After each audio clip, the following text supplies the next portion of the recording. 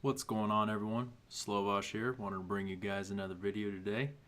I've been playing as Jean Grey quite a bit. I finally got her to my Red Prestige 60, and as I promised some of those out there who've been watching for a while and requested a Jean Grey build video, I have formulated a build that's pretty decent. I'm actually enjoying her quite a bit. I am now grinding for some of the cosmic artifacts that I need to kind of round out the perfect biz or best in slot in-game terminal slash I guess bounty farming build that I came up with. So this build is really good at trash clear. It's not terrible at single target, but it's very good at trash clear for sure. So we'll go ahead and just do the normal agenda for any of my build videos. You'll see I'm currently in the Mr. Sinister Cosmic Terminal.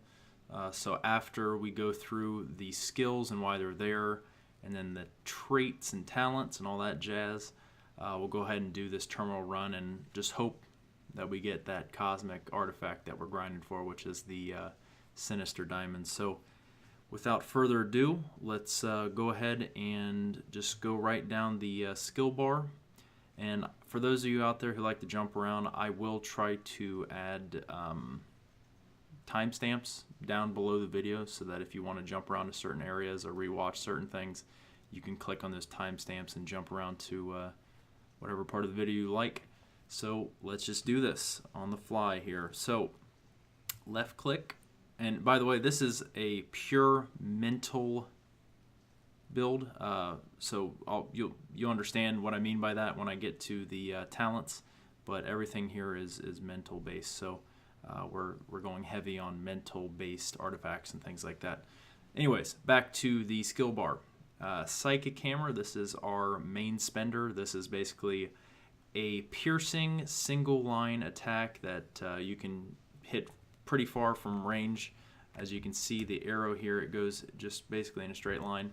Looks something similar to this. Pretty cheap on spirit cost, so it's very spammable.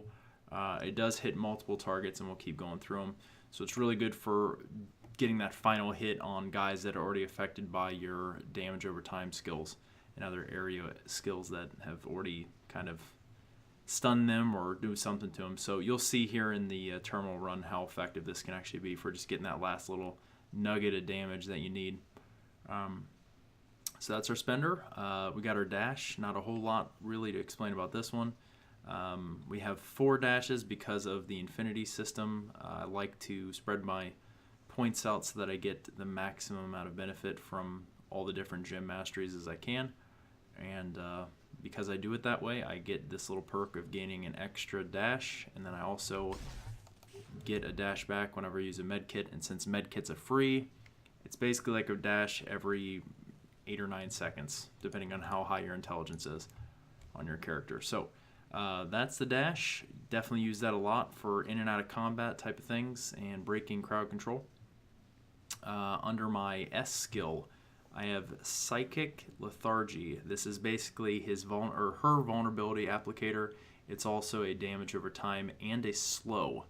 And I have quite a bit of synergies under the hero synergies that affect damages when you're attacking a slowed target. So this is really good because this lasts for 8 seconds. That's 8 seconds vulnerability, 8 seconds of slowing, and 8 seconds of 4,600 damage twice per second. So this is a very good trash clear skill in itself, not to mention it's your vulnerability applicator, not to mention it activates the slow effect, which can proc other things like extra damage from all sorts of different sources, mainly the hero synergies. So that is a great lineup. I usually do either the Maelstrom or the Psychic Lethargy like right off the bat, and I'll spam these two around quite a bit, and that's usually all you really need to do for trash mobs, but I'm kind of jumping ahead of myself here. I'm actually really a huge fan of this Telekinetic Slam. I had tried it earlier on when I was leveling, and I wasn't really a huge fan of it, but after revisiting it, once I had some good gear and I was done with like trying to do quick leveling, it's not very good for leveling, but with certain talents it actually becomes quite a useful skill. and this skill through a talent will allow us to activate our signature quite a bit more. So that's why I really have it in here. Not only that, but this scales off of your intelligence attribute. So if you have a shitload of intelligence, this skill just gets stronger and stronger and stronger. So if you're really ramping up your intelligence attributes through artifacts or through the infinity system, you might want to consider taking this in your kit. It hits like a freight train, especially with the damage bonus, you know, your crit chance, brutal chance, and then also the talent itself adds 50% more damage on top of that. Knock up is a very interesting crowd control effect. A lot of times I will notice that if there's like, I forget the Hydra guys, the ones that like lift their arms up and slam on the ground, and they'll do that like knockdown effect to you. You can actually interrupt a lot of the animations that enemies do by hitting them with a knock up. So it takes them off their feet and throws them in the air. So that's like a couple of seconds that they can't hurt you, and then you're also interrupting any kind of skill animation that they might have been doing. And obviously it applies with other crowd control effects. If a guy's already affected by a crowd control effect, then you have a less chance of that actually interrupting kind of thing like that. It's like diminishing returns for how many different effects are on people, but that's how they program the game. But a lot of times, if you're going into a fresh mob, the knock-up effect will pretty much limit damage to almost nothing. It's almost as good as a stun, I would say. But anyways, Telekinetic Slam for the just sheer point-blank area damage, and then also it helps us cool down our signature through a talent.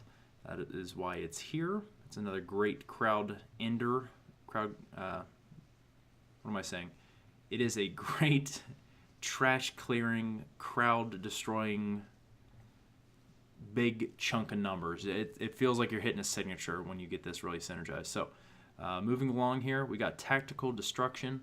Tactical Destruction is actually, it comes from another skill, but it's talented in, and it becomes a, I haven't been showing these skills off, but basically you hover in a car and it drops right on top of guys. But what's really nice about it is that it's 100% brutal chance. So you're getting just a shitload of damage from this all the time. And it's on an 8-second cooldown. So anytime you get a guaranteed brutal, that's good stuff. I mean, with a lot of the in-game artifacts or best-in-slot artifacts, your brutal damage will be up high. And then brutal damage is actually already like a double critical damage. So it can get really, really big numbers here, big red numbers with this one. But this is through a talent. We'll get there once we open up the power tree here. But it looks like this. So that was like a little med cart. It's a decent area you can throw it in. I don't know if you can see that. I'll try to look up here so you can see the area of effect is pretty large, and then also you can cast it almost anywhere on the screen. Telekinetic Slam is basically the same exact size, maybe a little bit shorter duration, but looks like that. Looks like a big like ring of air that poofs down on guys, but it'll lift them up and slam them back down. The Psychic Lethargy looks like this. And I'm jumping backwards just so you can see what the skills look like. But this is that dot damage that applies on guys. And what's nice is I don't believe that it's just an area effect. I think once you cast it on a guy, if they were to still run outside of the circle, it'll still be affecting them, which is really nice for those type of effects where there's a lot of mobile kind of enemies around. Because once you apply it once, you don't have to worry about them if they scatter all the different directions and whatnot, because it's already on them. Okay, so G, we have the signature, which is Crushing Telekinesis.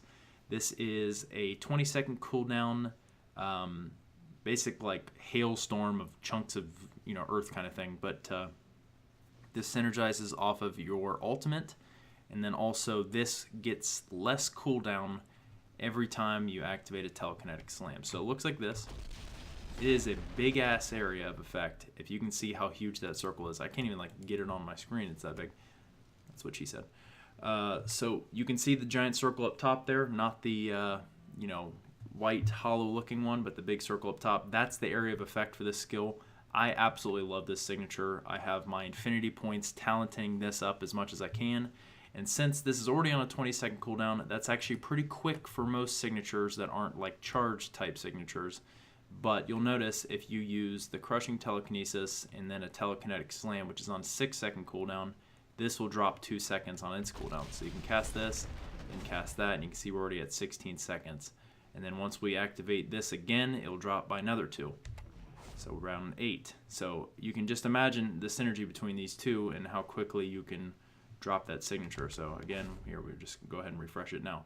So we already got it back up. That was, I mean, you could do the math here. It's every 6 seconds. You get -2 seconds on that, plus the countdowns. I mean, 2 of these, and you basically have like 2 seconds left. It's a good synergy there.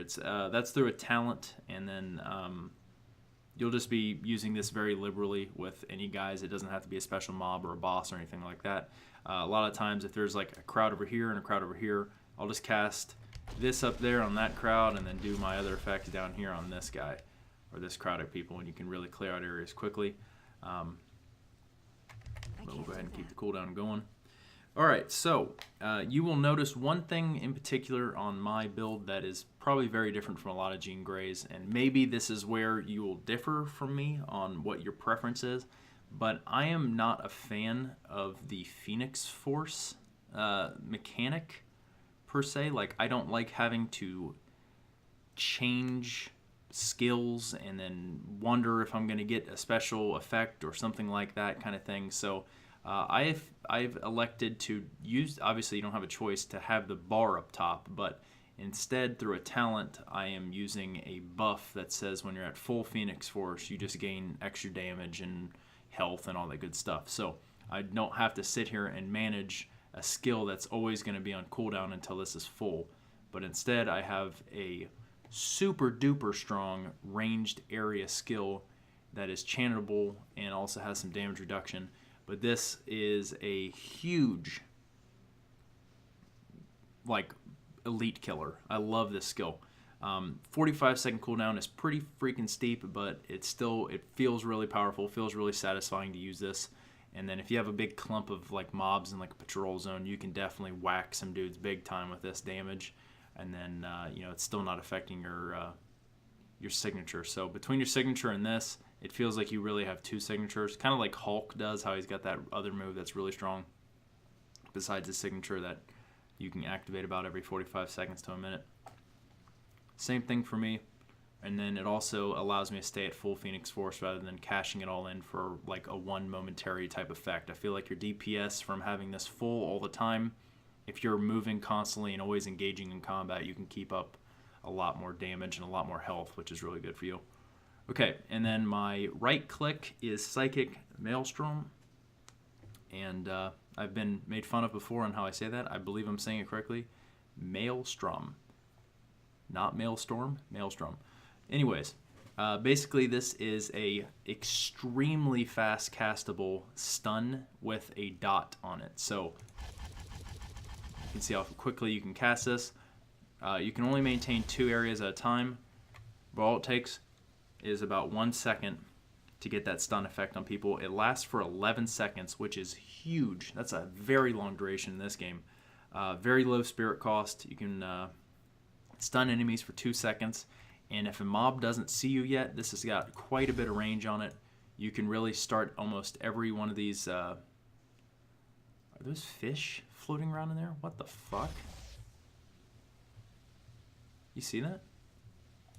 It's like salmon floating around. Anyways, I don't know what I'm looking at, but this is typically my lead-off type skill, and then you get that stun, and then you can engage the enemies before they even can attack you, and you can just ice them. It's super good skill between the Maelstrom and the Psychic Lethargy, and then maybe one Telekinetic Slam or the Tactical Destruction. You'll pretty much clear out any trash mobs. Anyone who's left, the Psychic Camera will take care of, and you can basically move on and keep spreading around the love, if you know what I mean. So that is my skill bar. Just by default, I think I was using Deadpool Kid, or Pirate Deadpool, I mean. And he's just really good for passing the trial, and I don't think I took him back off. But anyways, his full screen, lag effect, his server disconnect move, it's really, really good. And if you're looking for a nice time to live type of hero or team up for your hero, I would suggest Deadpool. Between his stuns through the server lag, and then also his taunting, and his DPS actually isn't too terrible either. So very good team up. That's who I'm using currently. Obviously that could be changed to a passive if you choose to just float around as Jean by herself or whatever. That's really up to you. That's kind of an open slot. So let's open up the skill tree here, and let's take a look at the traits and talents. So under traits, she is a tactician, which is energy intelligence. She has extra crit hit damage, which is always nice. And then we have health regen kind of passively baked in. You also get to see everyone on the mini map within a certain radius. And then she's a defense deflect hero, which is usually a pretty stout archetype. And that wraps it up for the traits. So again, you're going to be focusing on energy and intelligence in your infinity and your artifacts, kind of gearing there. Just keep that in mind. So under row 1, I elected to go with Omega Telepath, and that's because I wanted the damages or the damage types for everything to be mental. I like the passive health regen. 210 per second on top of what I get from the Infinity system is quite a bit of just passive health regen, which is really good for survivability, especially when your health pool is really deep. Allows you to kind of soak that up as you dash around. So I really like this talent a lot. I chose not to go with Unleash the Phoenix because I didn't like how it changed my Psychic Lethargy into Mind Crush, which had a cooldown. And I really like that these two skills are spammable. It allows you to be very mobile and very quick on the draw, and pretty forgiven for casting a shitload. If you're a spammer, you definitely don't want Psychic Lethargy if you're using this Unleash the Phoenix. So again, I went with the mental, pure mental build here. And what's nice is even though I'm not using the Phoenix Force for the psionic avatar, I'm still gaining those passive effects of extra deflect chance, health regen, and extra mental damage. So that's really nice. On row 2 here, basically you're always going to use friends of the first class. And the reason for that is because you get this buff effect called Strengthened anytime you're in combat. So if you're in combat, which is anytime you're taking damage or anytime you're fighting someone, you're gaining Strengthened, which means you gain 10% damage and 10% critical hit rating multiplier. So you gain a little multiplier, which will definitely affect your crit hit chance, and then also you gain that 10% extra damage, and that's something you don't have to think of, so it's just working in the background, just giving you extra damage. Really, probably the only strong choice here in row 2 is this Friends of the First Class. So moving on to row 3, we got Cycle of the Phoenix. Now this is what I was talking about, where I am not choosing to use the Expel Phoenix Force. Rather, I'd like it to build up just so I have like passive buffs all the time as I'm doing my thing. I don't have to really worry about managing a secondary resource, which makes it a lot less, intensive on my brain. I can think about what I'd like to, which is what skills I want to murder dudes with, instead of, how am I going to get in close and activate a skill so that I can change my talents around. That's not the way I chose to play her. It's a lot more basic this way. And this Phoenix Force decays when you're out of combat. So normally it stays full until you're every time you kill a guy or hit a guy and you gain this Phoenix Force power, it normally stays full. But when you use this talent, it will decay when you're outside of combat. But we're going to try to engage guys quick enough that we won't have too much of a decay here. But while this is full, which once you're in the rotation and you're going and you're killing guys, especially in patrol zones and stuff, this will almost always be full. You gain another 10% damage. You get 25 spirit cost reduction, which is huge for helping sustain your spirit. And then you gain 50% base health, which is awesome for survivability. So that's what I'm doing, Cycle of the Phoenix, row 3. Under row 4, I'm using Environmental Hazard. It basically changes the Psi Shield into the Tactical Destruction, which is the skill that we were talking about, where the truck gets kind of hailed in and you get to blow guys up with a guaranteed Brutal Strike. So, guaranteed Brutal Strike, I'm all about that. We're using Environmental Hazard, row 4. Another strong choice would be Phoenix Ascending, but that's if you're going for more of a permanent Phoenix, but that's not the goal of my build. So, we're going for pure Brutal here. Row 5, I am using Vertigo, and Vertigo is basically the skill that allows the Telekinetic Slam to help with the cooldown of Crushing Telekinesis, and then gives it a little buff and damage and a less cooldown. So I think normally it's an 8-second cooldown on telekinetic slam, but you'll get it down to 6 through this talent. Gains about 50% extra damage, and then also affects the cooldown of the signature, which is excellent because there are lots of catalysts and lots of artifacts that are affected by signature activations and things like that that can really add some pretty neat effects to your kit. So we're going to rock as many signatures as we can. We're going to use it very liberally since it's such a huge area of effect on it and just a lot of damage. So helps with trash clear big time, and that's because of Vertigo, I believe. Alrighty, now we're going to move on into the Infinity system, and this is just a very rough outline of what I've been doing in here. We'll start out with the Mind Gem. I usually start here. So under the Mind Gem, I haven't had a lot of issues with my spirit management because of me getting Max Phoenix Force and that talent that I was just talking about, how it reduces it by 25%. Between that and you got to make sure you have a catalyst with spirit and life on medkit. Since medkits are free, you can basically pop them whenever you want and you gain, 100 spirit back or whatever it is for spirit. And as long as you're casting those frequently, you won't have any spirit issues with Gene.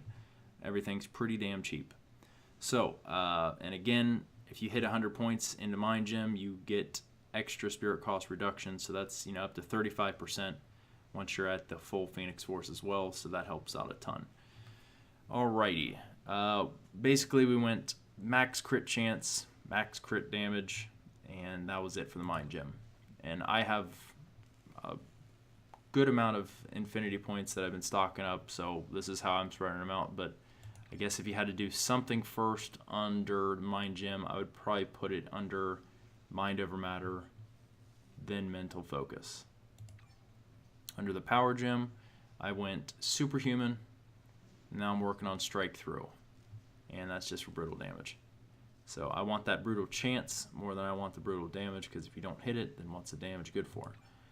Anyways, under the Reality Gem, I am using Potency. I'm definitely going to max Potency out. I want 100% extra critical damage since I'm activating my signature so much through my talents. I want this to hit as hard as it can. So that's basically all the points I put into the Reality Gem. Under Soul Gem, I did max Against All Odds. I love passive health regeneration. It helps so much for survivability. And then you're also gaining all these extra effects from your med kit just by having over 150 points in here, like the increased healing and the damage reduction and all that good stuff. That's under different gem mastery, sorry. But under Space Gem, this is where the damage reduction is, sorry. Under the Space Gem, I'm doing Gravity Well. I love base health, and with Jean's talent where she gains 50% base damage or base health, plus this, you got a lot of extra base health, which helps make your ability to tank some deep shots pretty good. And I think after that, I'll probably go along the lines of defense rating or something like that, but that's way down the line that I'll get to that node. Under Time Gem, I pretty much am just going max Temporal Loophole until you hit your 150 points in here, and then moving on, because right now the dash and teleport cooldown aren't that bad, especially when you get an extra one from a medkit and you have one extra one just from having the 100 points in here. So that's basically like 5 dashes and, just standard. That's enough for me. And that wraps up the Infinity system, and we'll go on to the Hero Synergy system. So I have Beast, only because of his +2 intelligence. That is a primary attribute of the archetype that Jean Grey is. That's 4% damage. Cyclops, because experience is awesome. Signature damage from Dr. Doom. I wanted it to get 10% extra because I just want that thing to hit like a freaking train. Gambit, because he's energy. That's another primary attribute of the archetype. Critical damage on mental powers from Ghost Rider. That is awesome. Iceman, because he has the 5% damage to slowed targets, and you can't hurt to have a little extra spirit. Iron Fist, 3% mental damage, some health regen. Loki, more damage, more power cost reduction or spirit reduction. And then we're doing Ultron for intelligence. And then Wolverine for brutal damage and strike multiplier. So pretty standard here. I'm always going to have Wolverine. I'll probably always have Cyclops on, and yeah, that's probably the only two guaranteed ones every time that I roll a hero.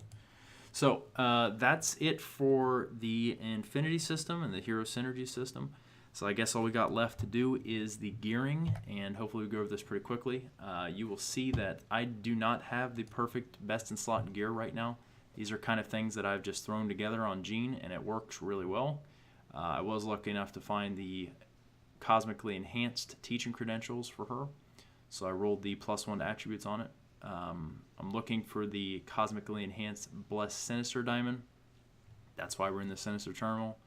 I believe you can get it from here. I hope you can. I think you can. I'll have to check that. But we're going to do this terminal anyways. But we're using Loki blessings on all of our artifacts here just because everything is ranged on her kit as well as being mental. So it's really nice. And a lot of them are also tagged area, if not all of them are tagged area. I think the only thing that's not area is Psychic Hammer. So this will proc all sorts of ranged tags. This will help get your brutal damage up big time for your guaranteed brutal strike of tactical destruction. +2 to all attributes is great.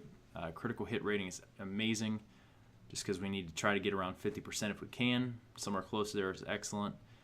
Sinister's Diamond, you're going to hit those 2 procs almost every time because you're always doing mental damage and you're almost always doing area damage. You're going to gain that critical damage and energy, and you're also going to gain the intelligence and the brutal damage. So we are intelligence and energy, and we get +1 to all attributes, and we're defensive. This is like the best item I could ever think of on putting for Jean. This is probably the #1 cosmically enhanced item that I would farm for Jean Grey, being a mental build right off the bat.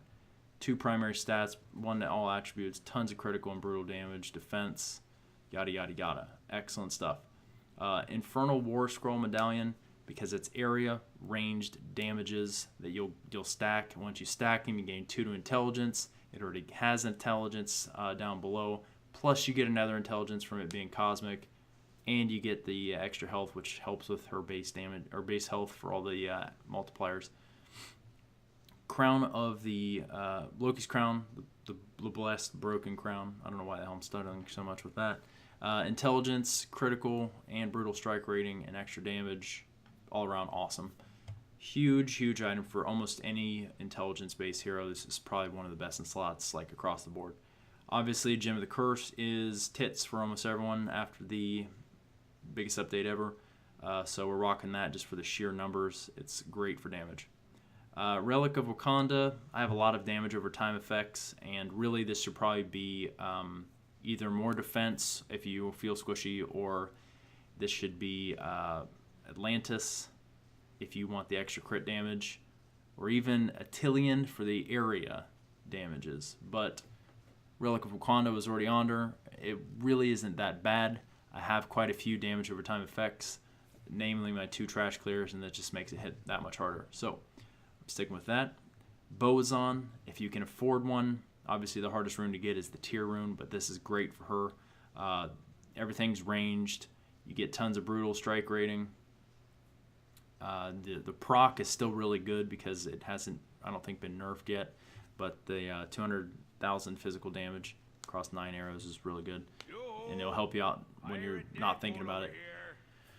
Everything else is icing on the cake. I'm using the Warlock's Eye because I'm all mental damage, so this is extra spirit, extra mental damage, extra critical on mental hits, and then basically 5% chance to hit everyone around me with a shitload of mental damage, which is great. Sling Ring, we are doing the mental powers because, again, we're all mental damage.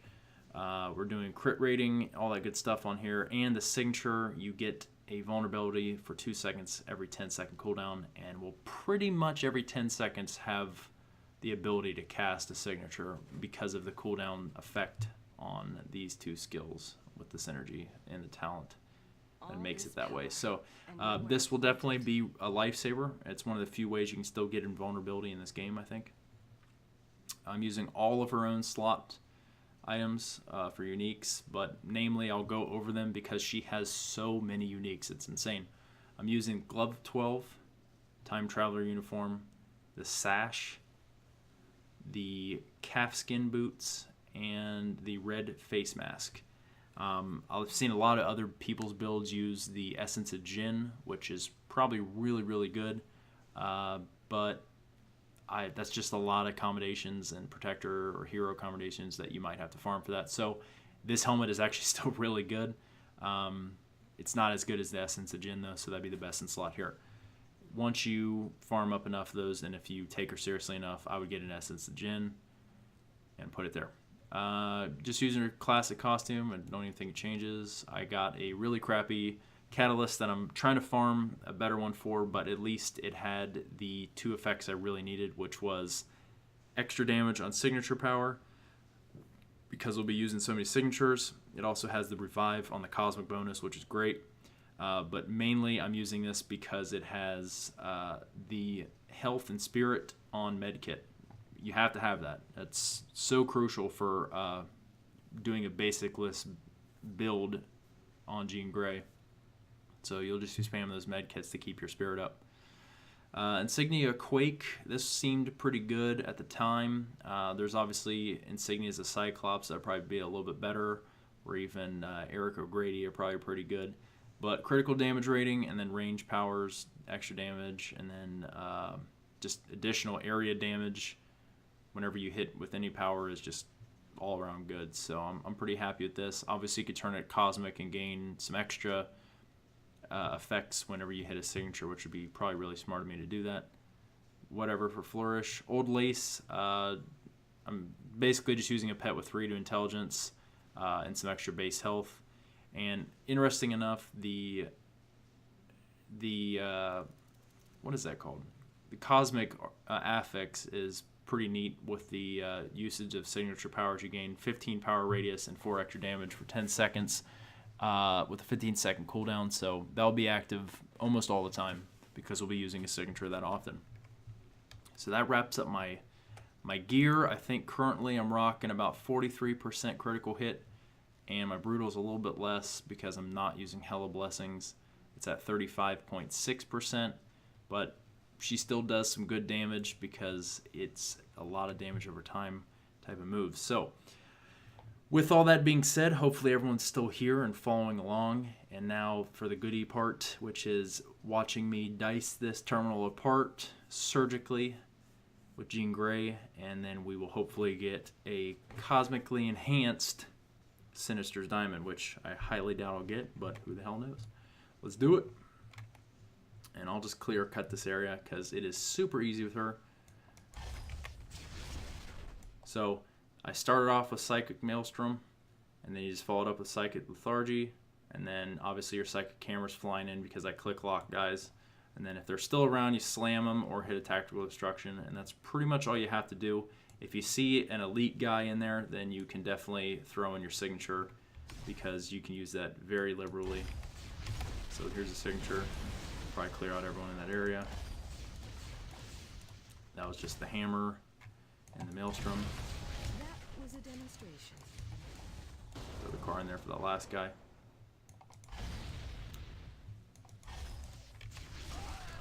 But honestly, between the maelstrom and the Psychic Lethargy, you almost don't have to do anything else. And they don't ever hit you because they're stunned to shit by the time you get there. So I'm going to cast the signature up top there just to kind of get them out of the way. And we'll go ahead and do the big boy. So that was the Debris Storm. That's very good. That's chantable and you can move it. Hits like an absolute freight train. Anyone who's left over, you can get the car.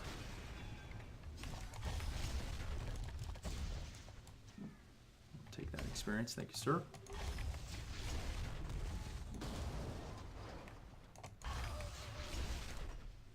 These guys aren't even worth the signature. This group is, though.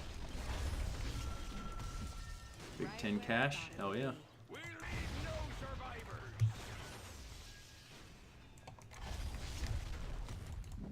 Not a whole lot to do with these guys.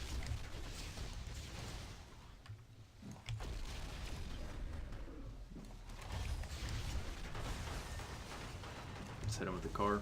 See if that takes care of him. who's left, we'll do with that guy. I think he died midair. That's pretty cool. Telekinesis.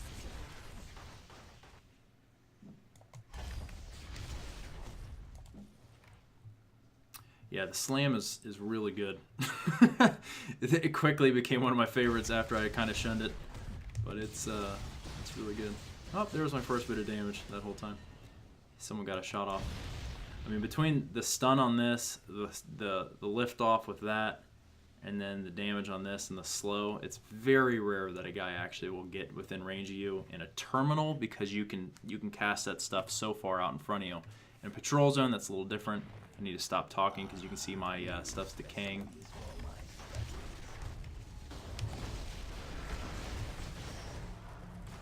But we're going to cast this, then we'll go ahead and do the ultimate, just because I want to end him very quickly. I cast this stuff pretty liberally. I don't really hold back on spamming stuff. I'm not one of those people that tries to play the perfect rotation. That's why I really like skills that don't have cooldown for area, because you can just spam the hell out of all these guys, get them all out of your face real quick. Now obviously these last for a very long duration, so you don't need to spam them that much. I should just go ahead and say that, but sometimes you want to cast it all over the place. Anyways, that was the run, guys. That was, I hope, pretty decent. I'm following the map back. Yeah, that was the whole map. So that was pretty simple. We'll see what the unique was. Probably nothing. It was just a golden sash. Whoop-de-doo.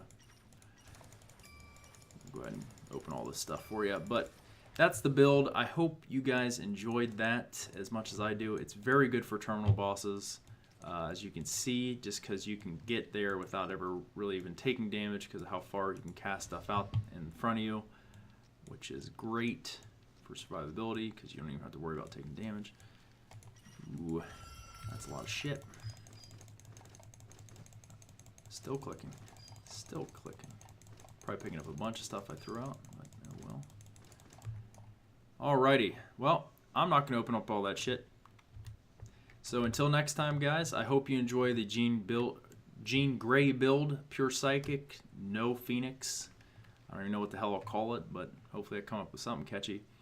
Leave a thumbs up, guys, if you enjoyed this video. If you try this build out and you find a better alternative or whatever, leave it in the comments below. I always like to hear other people's input and tweaking my own builds to kind of make them the best that I can. But currently, I really like the feel of this build. I like that it's not a lot of extra management, and then it also is really good at trash clearing, and definitely makes quick work of big mobs. So hope you guys enjoy the video.